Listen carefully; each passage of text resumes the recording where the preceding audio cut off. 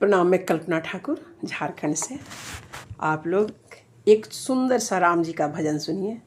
मैं इसको बहुत दिन से बना के रखी थी, तो आप कैसा लगा आप लोग ज़रूर कमेंट करिएगा।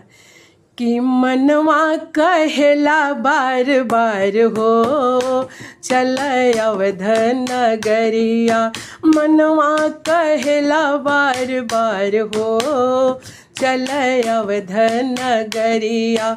अवध नगरिया के पावन है मटिया, अवध नगरिया के पावन है मटिया।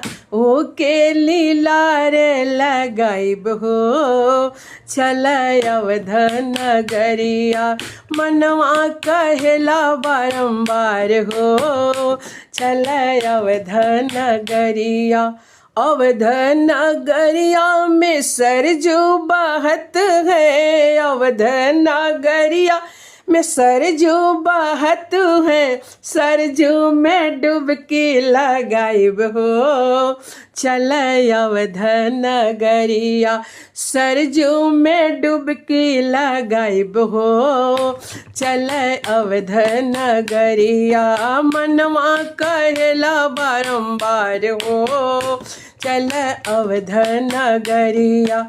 अवध नगरिया में साधु बहुत है, अवध नगरिया में साधु बहुत है। दर्शन पाइब बारंबार हो चल अवध नगरिया, दर्शन पाइब बारंबार हो चल अवध नगरिया। अवध नगरिया में राम बसत है, अवध नगरिया में राम बसत है। राम बसत संग सिया बसत है, हनुमत जी चरण दबाई हो चल अवध नगरिया।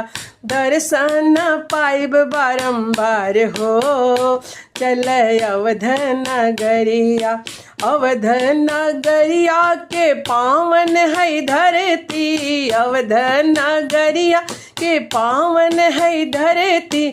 वहीं पर कुटिया लगाइब हो चल अवध नगरिया, वहीं पे कुटिया लगाइब हो चल अवध नगरिया।